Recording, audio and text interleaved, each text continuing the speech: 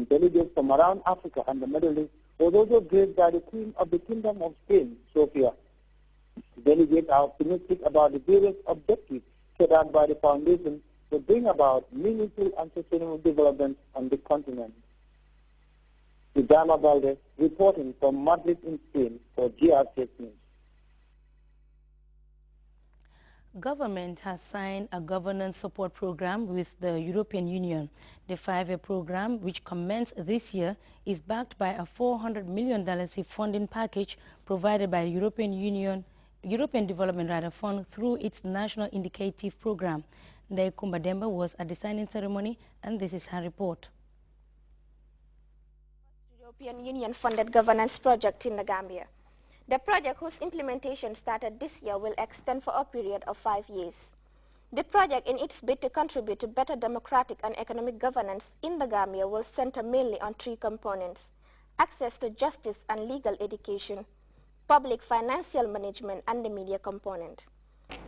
In line with our principles, our approach to development seeks to empower citizens everywhere to ask for the delivery of the rights and services to which they are entitled, and to help partner states to develop their capacity to fulfill the obligation to protect, respect, and promote the rights of their citizens. The European Union and the Gambia have long-standing relationship, according to the Union's representative in the Gambia. This project, she says, emphasizes the EU's commitment to a long-term partnership with the Gambia. The relation between the Gambia and the EU has been a long-lasting one since the opening of the delegation in 1976. During his visit to the Gambia and his meeting with His Excellency President Jammeh in last October, the Managing Director of EAS, Mr. Nick Westcott, emphasized the EU commitment to a long-term partnership with the Gambia with a balanced approach based on both political and economic cooperation. The project, which is estimated at 10 million euros, equivalent to $400 million, in its 5 years implementation period, is expected to strengthen critical areas of development. There is empirical evidence strongly linking good governance to economic growth and improved welfare and social justice. The program not only guarantees citizens' rights and upholding rule of law as enshrined in our Constitution, but also improve financial governance by strengthening the public financial management reforms being embarked upon by the Gambian authorities. This is the latest initiative taken by the Ministry of Finance and Economic Affairs in 2012, a time when the government embraces speech as part of the new development blueprint of the country. For Grts News, I am Ndai Kumbademba. Non-governmental organizations operating under the aegis of Tango will commemorate the first ever NGO week from Saturday 11 February to 17 February 2012. The director of Tango, Usman Yabo, has been discussing the event that will, among other things, showcase the contribution of NGOs to the Gambia's development, as well as solicit the input of others with GRTS's Farmer Fofana, and here's an excerpt. Starts on the 11th to the 17th, a week of this month, February. And it will consist of different events and activities, including panel discussions, including cultural shows, including thematic group discussions, and show off what we have in terms of putting up stalls for people to come around and see what we've been doing for the past 50 years. So that's the essence. And it's mainly for people to know what we are doing. The whole NGO community, particularly those who are members of Tango, are part and parcel of this. And the government of the Gambia, because, as I said, what we are doing, we participated in all the government development plans. First, we were part of the PRSP 1, PRSP 2, PRSP 3, and PRSP, and now PAGE. Now, these are development plans, what government intends to do for a certain specific period. So we as NGOs, non-governmental, we do not buy and sell and make profit. But what we do, we look at the government development plan and look at the areas that we have competency in, whether in the health sector or in the education sector or in the agriculture, and we go out to look for funds.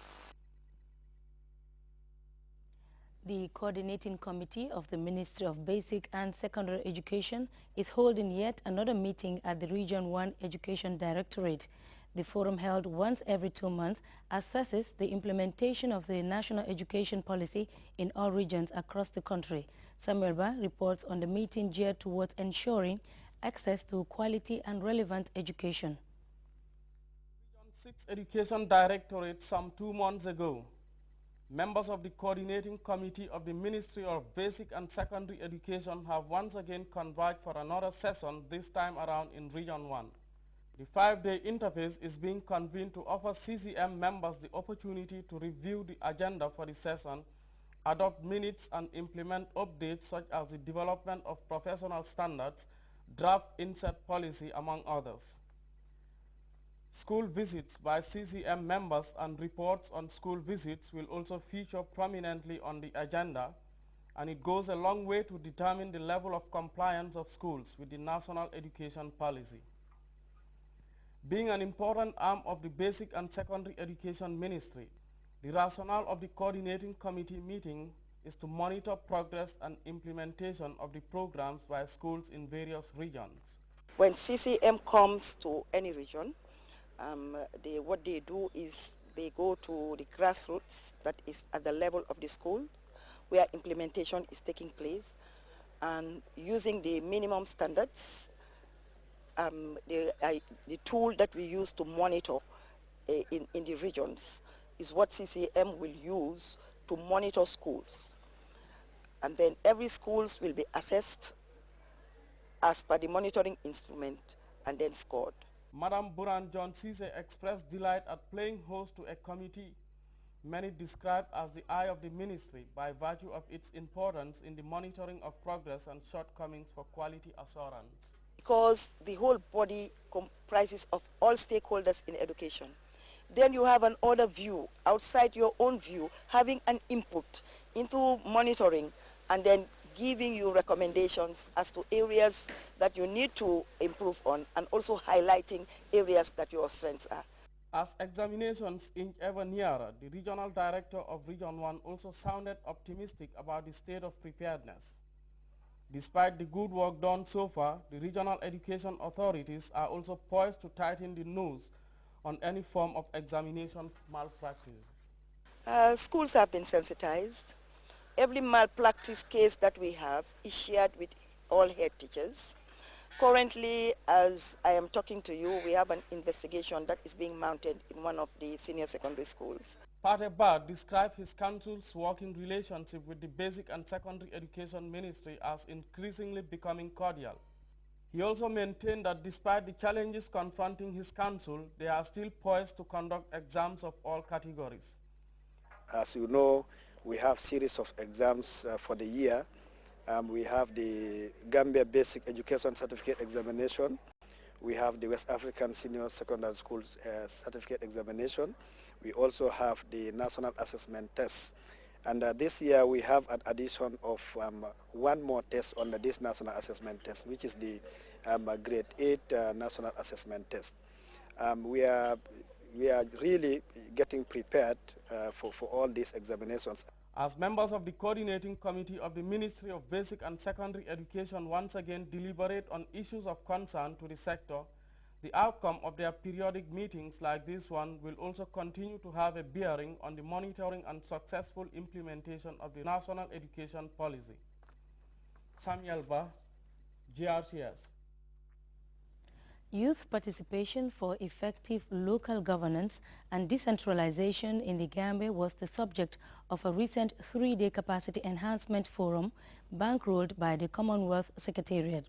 The synergy organized by the Ministry of Youth and Sport attracted ward councillors and exposed them to the principles of local governance and decentralization.